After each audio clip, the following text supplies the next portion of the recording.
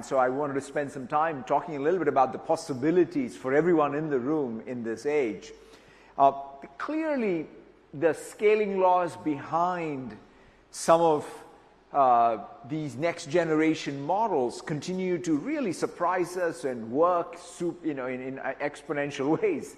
And you now have these capabilities, right? Whether it's take the natural language interface, right? Now the original dream of the sort of the founders of computing, like Engelbart, was always, can we have computers that understand us versus us understanding computers? We are finally at that point where you now have the most natural user interface, which can be speech and text and vision, both input and output, and it's just only getting more and more powerful. We also have more reasoning and planning capability, right? We have been digitizing information all through, but now you have a new reasoning engine and a planning engine to apply on top of all of that digitized information. And of course, you can add more context, more memory, both long-term and short-term memory to these interactions. So it's a pretty phenomenal pace with which the capabilities of these AI models, as well as the layers around the AI model, are all evolving. But ultimately, though, it's not about just the technology. To me, any technology is only useful if it can drive ultimately economic output and productivity in any country, right? So for me, what does this mean? It means ultimately in the region, what's the incremental GDP growth? Something like $155 billion, more than 14% incremental GDP growth is projected through AI across all sectors, right? It can be in healthcare, it can be in education, it can be in retail, it can be in energy. So that's the real opportunity of AI, and it's fantastic to see that opportunity, and to seize that opportunity, we ground ourselves in our mission to empower every person and every organization in Malaysia to be able to achieve more. That's ultimately how we want to realize our mission here.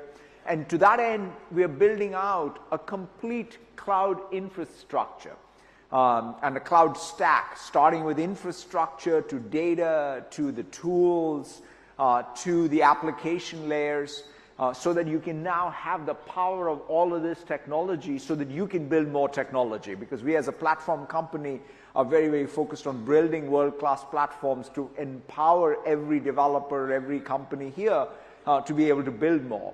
And of course, all of us collectively also want to drive business outcomes, right? Every organization wants to improve how they interact with customers, how they interact with their own employees, how they bring about efficiency in every business process internally, as well as bend the curve on innovation in any organization, right? Those are ultimately the business outcomes that we focus on. And to be able to sort of drive that is really our collective opportunity.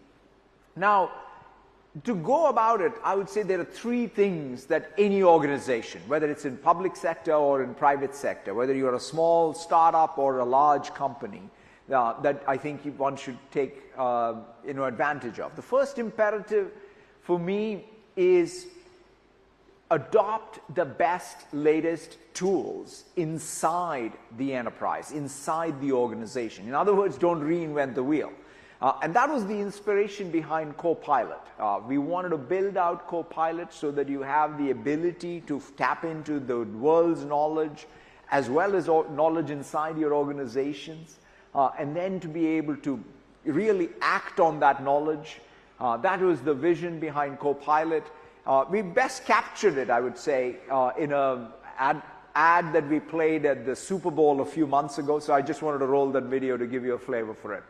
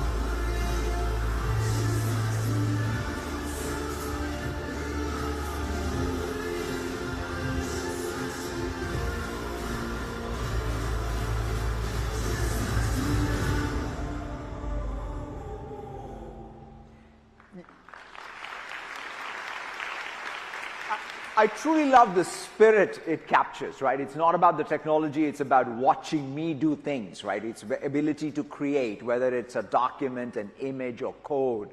It's about being able to decide, make better judgment decisions, and then ultimately to act on all of it, right? So to me, that's the real power of AI in the hands of every person and every organization. And we're already seeing unbelievable data around productivity, right? So when we deploy Microsoft 365 Copilot, we're seeing organizations able to move things faster. In fact, just like how in supply chains people talk about inventory turns, we talk about knowledge turns. That means knowledge is getting created faster and diffused faster throughout the organization.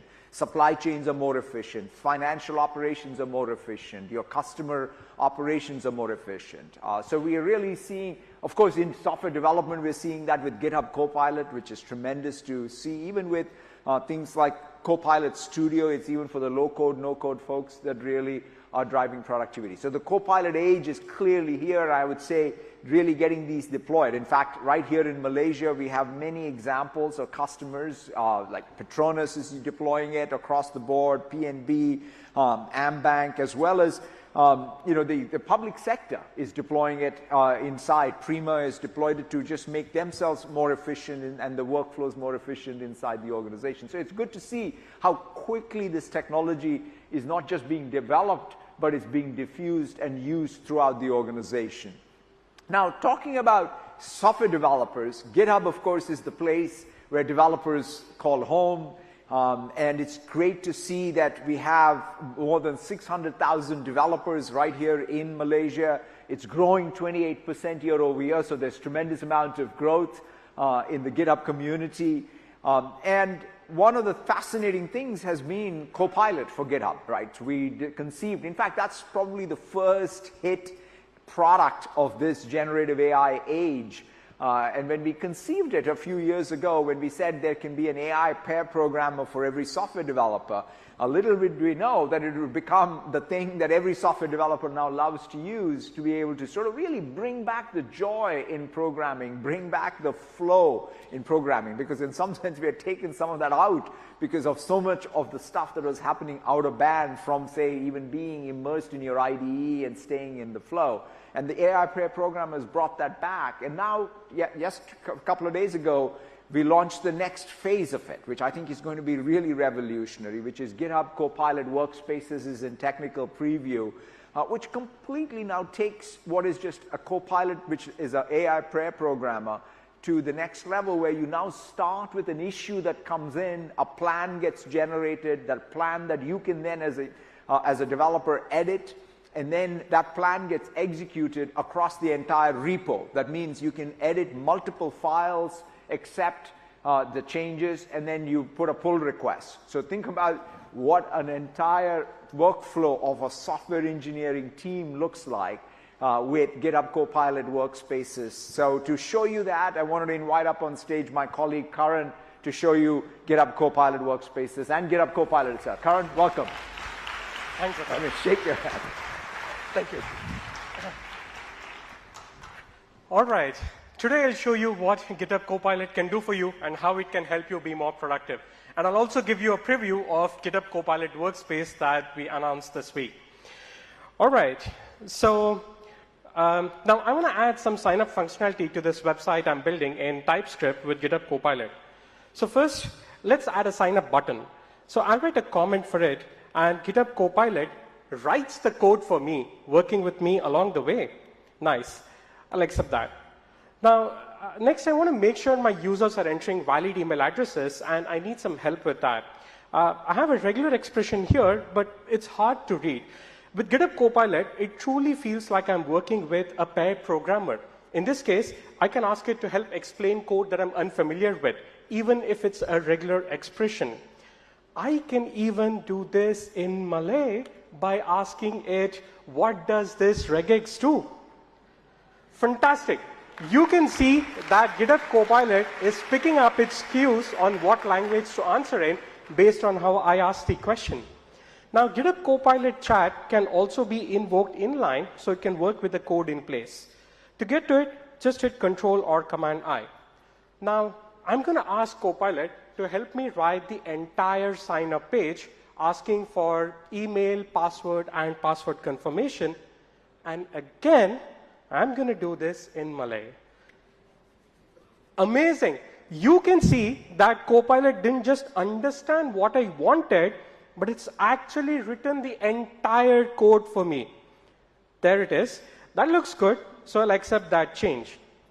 But like me, GitHub Copilot doesn't just live in the editor, it's also with me on github.com.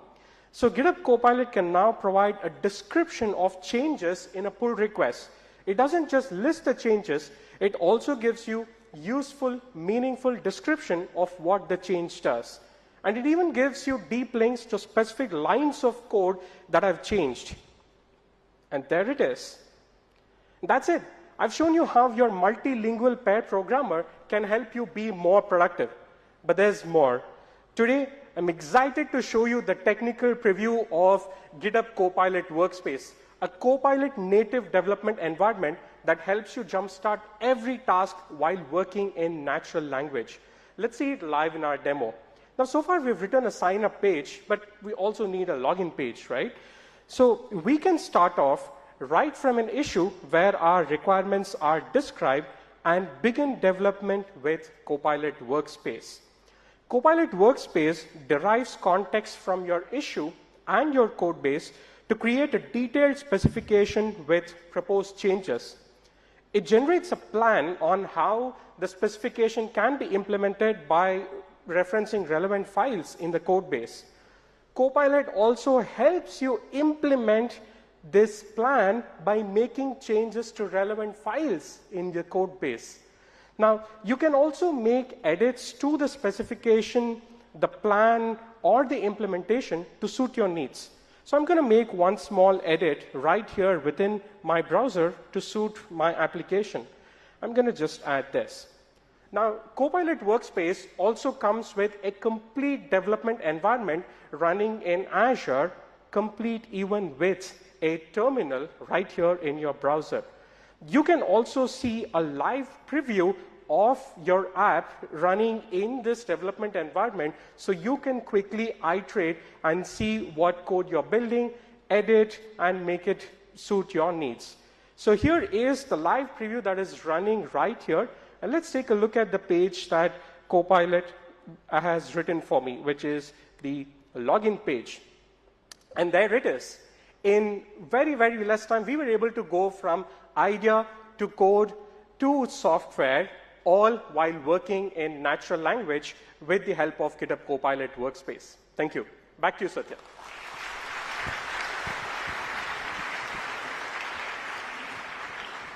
Thank you so much, Karan. Every time he hits / explain on regular expressions, programming looks easier again.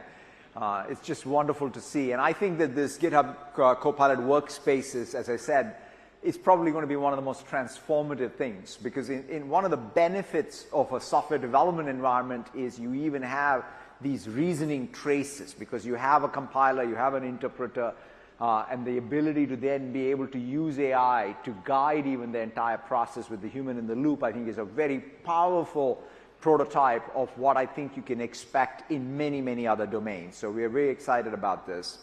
Now, the next imperative I want to talk about is all around the all-up cloud infrastructure that you can use to build your AI, right? So we talked about how we're building all these copilots, and one of the things we've done is we've taken all of the underlying services and the primitives and made it available as first-class part of Azure as Copilot Stack, starting at the very bottom with infrastructure. In Azure, we have more regions than any other cloud provider today, with 60+ regions, 300+ data centers. The Malaysian region is coming live later this year. And on top of that, we are expanding. I'm really pleased to announce today that we are expanding our investment in Malaysia with $2.2 billion.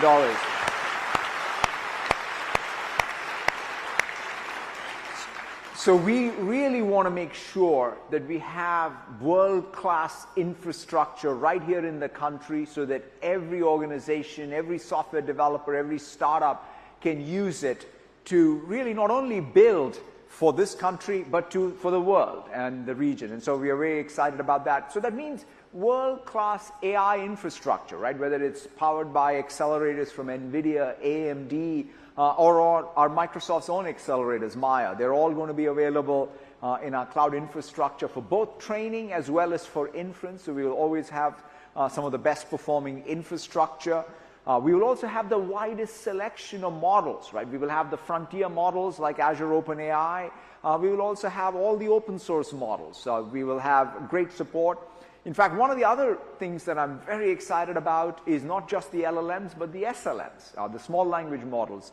Microsoft's leading the way. In fact, just last week, we launched Phi, which is, it's unbelievable. If you think about it by parameter count for performance ratio, it's best in class, right? A 3 billion parameter is performing better than 7, 8 billion parameter models out there. And I think, the basic insight there is that you can really use synthetic data to be able to train these models, to be able to perform. So I think the combination of frontier models, open source models, these SLM models, really put the power back in the hands of developers to be able to optimize for all of the various design considerations, right? For really performance, for latency, for COGS. These are all the things that we all as developers will care about. And now you have an unbelievable selection of models to be able to exercise those design decisions. We're not just building models on tokens around human language.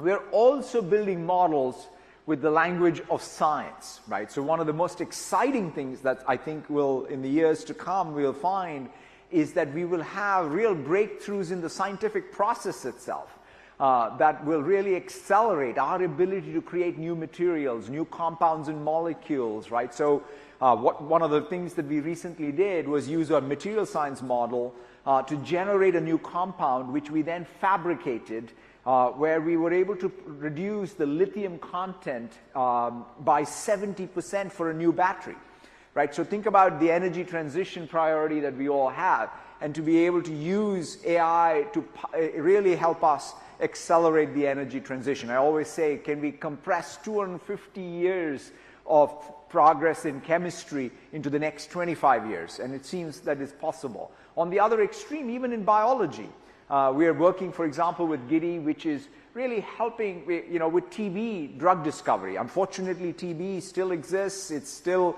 a fatal disease, and it mutates. And so that's why we need to discover new drugs. And in order to speed up that discovery, we are working with Giddy and some of the models around drug discovery. So this is an exciting space for us. Of course, once you have the model, you have the infrastructure, you have the models, the next big consideration is the data estate. Ultimately, in order to train, in order to fine-tune, in order to ground your models, you need your data. And so for that, we are building out the full data estate from the operational stores to the analytics in Azure. Fabric, for example, I think is a real breakthrough when it comes to a very unified approach to the analytics stack. And it also comes with all the other databases, whether it's Oracle, Snowflake, Databricks. We bring all of that so that you have the best data estate that is AI native. And so we are really working very, very hard on the data side.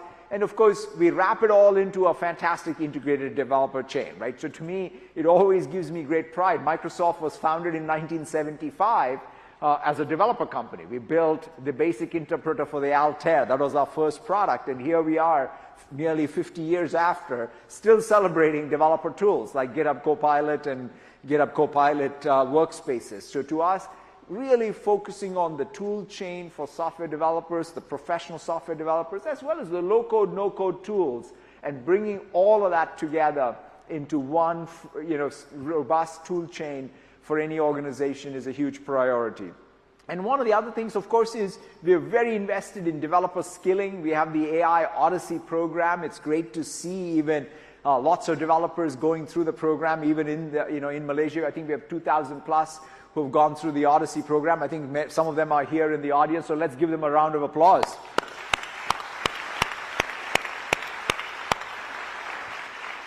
And we have many, many customers. I had a chance to just meet lots of developers who are building AI solutions right here using some of these technologies I just talked about. An agri-tech company that is using everything from IoT to AI and even humanoid robots to completely revolutionize agriculture. Healthcare, that's another place where they're building. Think about healthcare as the one place where you can really transform how you give medical advice, how you change the physician productivity and focus on the patient. Another area is education. And of course, even large enterprises like Prudential are able to completely transform everything when it comes to their customer experience, when it comes to their agent experience, and deploying some of these AI tools broadly within their enterprise. So it's fantastic to see, again, how fast this technology is becoming real in the hands of software developers here, and then, of course, real in the broader society, right? Coming to Malaysia and to know that there are AI tutors available in education, there are AI doctors available for medical advice, or there is agri-tech being revolutionized by AI. That's unbelievable in terms of the speed of diffusion of tech. Now, the last imperative I want to talk about, though, is as we talk about all this technology, there is one more important consideration for us. One, that is security and safety and trust. Because ultimately, all technology adoption is governed by our ability to trust that technology. So to that end, we are really making sure that we double down on our Secure Future initiative. This is something we started in November of last year. It is all about shifting left, right, which is about security by design, security by default, and security operations. These are the three major design principles for us, and we're really driving that across 6 pillars, and we intend to make rapid progress on really ensuring the best security for all of the cyber estates that we protect, and sharing all of this as a robust set of end-to-end products that you can use to implement zero trust environments right inside of your organization. Everything from endpoint protection to identity to app and infra protection, as well as compliance. So bringing all of that into one product family that you can then safely deploy. Of course, when it comes to AI safety, even here we start with some promises we make to every organization. One is that your data is your data. We don't train on your data. We want to ensure that anything that you have trained and built as models are protected using, again, that world-class security. And lastly, protecting copyright, as well as indemnifying you as you use our products and tools on any copyright litigation. So those are the things that we want to make sure are delivered as promises to you. And we have also taken a very principled approach to safe deployment of AI. In fact, back in 2016 is when we came up with AI principles, and we have now translated these principles into engineering practices that we have also then developed them as services in Azure AI. So when you use Azure AI, you have all the safety services right there that you can use when you're building a healthcare app, an insurance app, or any application. You can use the same set of services we use in order to do safety around our applications like Copilot, and use that in practice as you deploy them. So we're very, very focused on responsible AI software development. Now, I want to close out where I started, which is our mission ultimately is about empowering every person and every organization in Malaysia to be able to achieve more. At the end of the day, for us, it's about being able to really ensure that the human capital is getting all the skills, right? Whether it's in primary school or in graduate school, whether it is in computer science education or in liberal arts education. How do we ensure that the right skills are there for the economy that is getting created, the jobs that are getting created, so that we can all, in the age of AI, exercise our opportunity and exercise our economic well-being. And so to me, that is, I think, the most paramount importance. And so to that end, we're very excited about another announcement we made this week. Around 2.5 million people in ASEAN getting skilled in AI. We will have more than 200,000 people in Malaysia getting skilled in AI. So it's exciting to see that.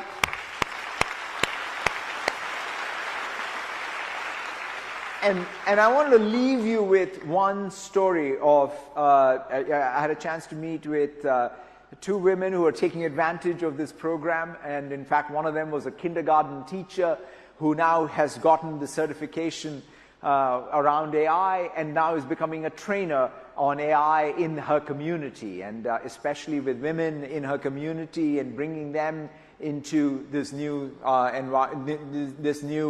opportunity set. So we are really excited about it. Let me leave you with that video. Thank you so much and have the rest of the year. Thank you. The challenge we see is we've got people who are working super hard to make ends meet, however still not being able to afford a decent and dignified quality of life. Shifting jobs from one job to another job is being upside down in my life. In the Skills to Jobs program, we give people access to productivity tools so that they can make their time that much more valuable. The most important skills that I learned in Microsoft Skills for Job program were in AI. I can learn from AI for my career advancement. Now, I'm working in a construction company as an administrator. They give me more salary than I expected. And on top of that, I've been chosen as a trainer for Microsoft. My interest is giving knowledge to other people. AI is reducing the barriers for people to get new skills and navigate complex new jobs. This gives me a lot of hope, knowing that AI can really give everyone the tools and tech to be their best version of themselves. I'm better than myself yesterday or last week or last year. I'm more confident.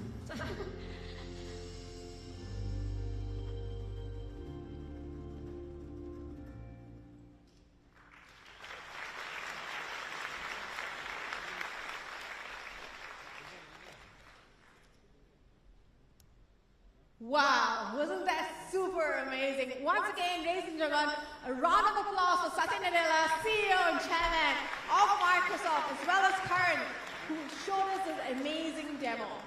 Ladies and gentlemen, I am Dashka Naniswaran. I am the Customer Success Account Manager for Microsoft in Malaysia, but more importantly for today, I will be your MC and co-pilot, navigating you through the day's agenda and also giving you a pivot of the realm of AI. So as I mentioned, we have an amazing lineup in the room and outside of the room in the connection hubs for you.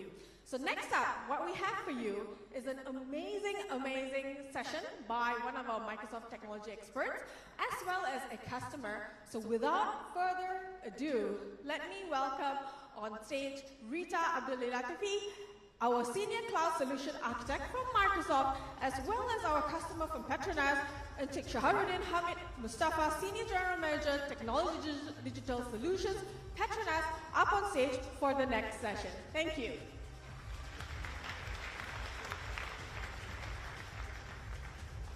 Thank you so much for this introduction, and I'm so amazed to be here right after Satya, right? So it's not going to be as engaging, I guess, but we'll try to do our best.